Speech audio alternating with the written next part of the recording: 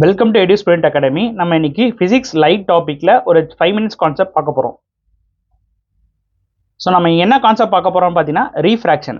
So ரீஃப்ராக்ஷன்றது சிம்பிளா என்ன சொல்லலாம்னு பார்த்தீங்கன்னா bending of light.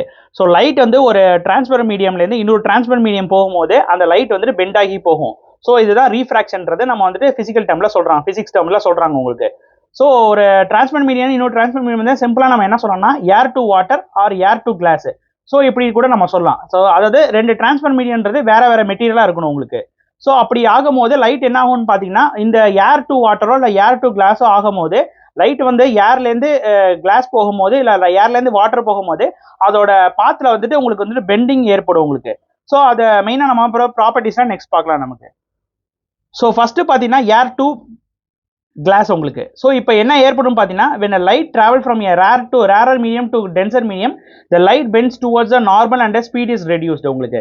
So light என்ன வந்து பார்த்தீங்கன்னா ஒரு கிளாஸ் இருக்குன்னு வச்சுங்க. ஸோ கிளாஸ்ன்றது டென்சர் மீடியம். ஸோ டென்சிட்டி அதிகமாக உள்ளதான் நம்ம வந்துட்டு டென்சர் மீடியம் அதிகமாக சொல்லுவோம் நமக்கு. ஸோ ரேரர் மீடியம்ன்றது அதோட டென்சிட்டி கம்மியாக இருக்கிறது உங்களுக்கு. So say from air to நம்ம கிளாஸ் இருக்கும்போது லைட் வந்து என்ன ஆகும்னா இங்கே லைட்டாக வந்துட்டு பெண்ட் ஆகும். ஸோ நம்ம ஏர்லேருந்து நம்ம கிளாஸுக்கு வரும்போது இந்த லைட் வந்துட்டு கரெக்டாக அந்த இடத்துல பெண்ட் ஆகும். ஸோ இந்த பெண்ட் ஆகிறதா நம்ம வந்து ரீஃப்ராக்ஷன்றது சொல்கிறாங்க உங்களுக்கு. ஸோ இப்போ வந்துட்டு ஒரு ரேரர் மீடியம்லேருந்து டென்சர் மீடியம் போகும்போது அந்த பெண்டிங் ஆஃப் லைட் வந்து எப்படி இருக்குன்னு பார்த்தீங்கன்னா அந்த பெண்டிங் பார்த்தீங்கன்னா அந்த பிளெயின் இருக்குன்னு வச்சுங்க. இந்த பிளெயின் தான் வந்து நார்மல் பிளெயின் சொல்லுவாங்க.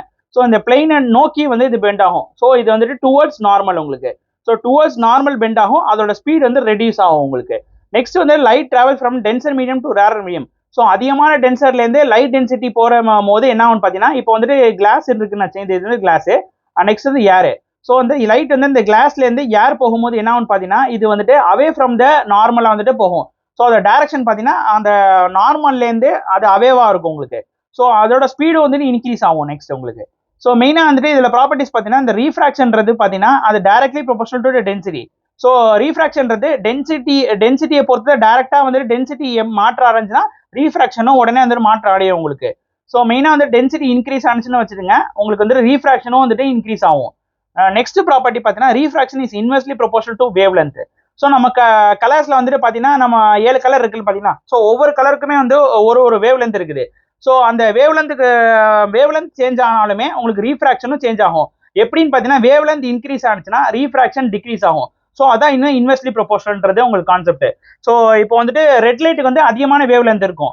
ஸோ ரெட் லைட்டுக்கு அதிகமான வேவ் லென்த் இருக்கும் போது அதுக்கு கம்மியான ரீஃப்ராக்ஷன் ஏற்படும். ஸோ ஒயிலட் லைட்டுக்கு கம்மியான வேவ் லென்த் இருக்கனால உங்களுக்கு வந்துட்டு வேவ் லென்த் வந்துட்டு ரீஃப்ராக்ஷன் வந்துட்டு அதிகமாக இருக்கும் உங்களுக்கு. ஸோ லாஸ்ட் கான்செப்ட் பார்த்தீங்கன்னா when a light is incident perpendicular to the plane of a glass its direction remains unchanged. So இப்போ நம்ம என்ன பண்ணிக்கோம், நம்ம வந்து லைட் வந்து ஒரு இன்சிடென்ட்டாக ஆகும்போது அதோட டைரக்ஷன் சேஞ்ச் ஆகி போகிறத நமக்கு படிச்சிருப்போம். ஸோ இப்போ ஒரு லைட் வந்து என்ன பார்த்தீங்கன்னா ஸ்ட்ரைட்டாக வருதுன்னு வச்சுங்க. ஸோ அப்போ என்ன ஆகும்னா அதோட ஸ்பீடு மட்டும் தான் ரெடியூஸ் ஆகும். அதோட டைரக்ஷன் வந்து சேஞ்சஸ் எதுவுமே இருக்காது உங்களுக்கு.